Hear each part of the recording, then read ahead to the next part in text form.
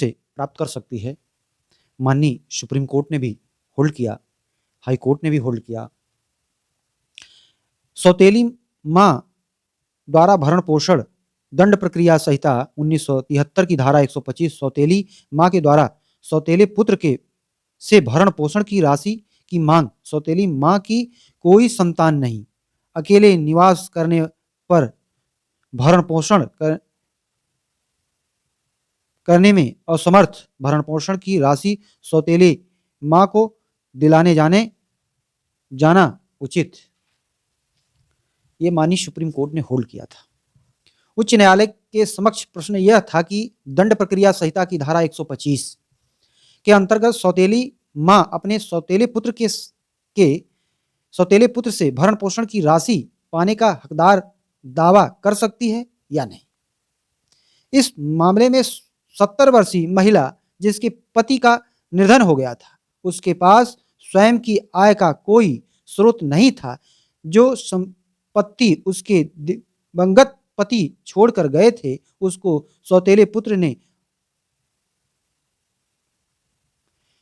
पुत्र के नाम था। उनका भरण पोषण नहीं कर रहा था, वह अपना स्वयं भरण पोषण करने में असमर्थ थी। इस कारण आवेदिका ने के रूप में 3000 मासिक मांग की थी, जिस पर गंभीर रूप से आपत्ति की गई थी। आपत्ति में कथन किया गया था कि वह उसके पिता की केवल रखैल थी। पुत्र ने कहा अपने मां को कि यह मेरे पिता की रखैल थी, सौतेली मां थी, उसको रखैल बता रहा है, पुत्र कह रहा है रखैल थी। इस कारण आवेदिका और आपत्तिकर्ता के मध्य पारिवारिक संबंध नहीं है। इस कारण भरण पोषण की राशि दिलाने जाने का प्रश्न ही नहीं उठता है। पारिवारिक न्यायालय ने मौखिक एवं दस्तावेजिक साक्ष्य के आधार पर यह पाया कि आवेदिका मृतक की दूती पत्नी थी। उसके पति का निधन हुआ और निधन पूर्व में ही हो चुका है।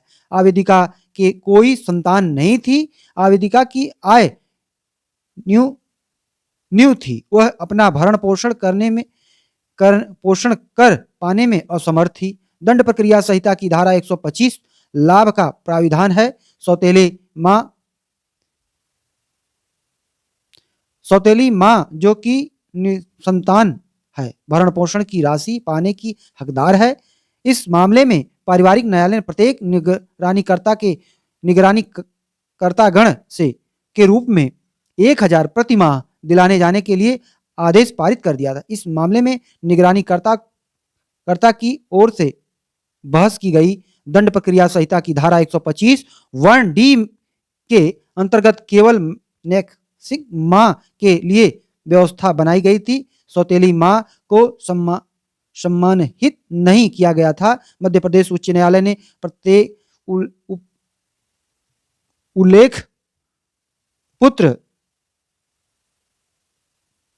उलेप पुत्र सिद्धांत कमली अन्य प्रति गंगा पाई पत्नी स्वयं सिंघमन कामलिनी 2013 CRLG जे के 2566 के मामले में उच्च न्यायालय ने कोर्ट के केस में 469 के मामले में विनिश्चय किया कि यदि भरण पोषण की याचिका सौतेली मां के द्वारा प्रस्तुत की गई है और साबित होती है कि वह अकेली निवास कर रही है, वृद्ध आयु की है और अपना भरण पोषण कर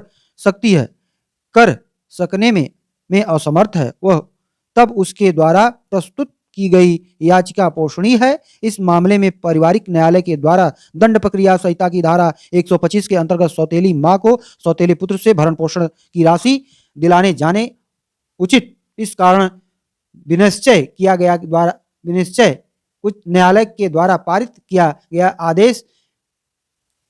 आदेश विरुद्ध प्रस्तुत की गई निगरानी निरस्त कर दी गई। दीन बंधु व अन्य बनाम श्रीमती बिरजा बाई 2015 153 ARC 594 छत्तीसगढ़। इस तरह तमाम केसें आती हैं जो सौतेली माँ हो, सौतेली बहन हो, आपको देना पड़ेगा। अगर बहन है, छोटी है, असमर्थ है भरण-पोषण से, तो आपको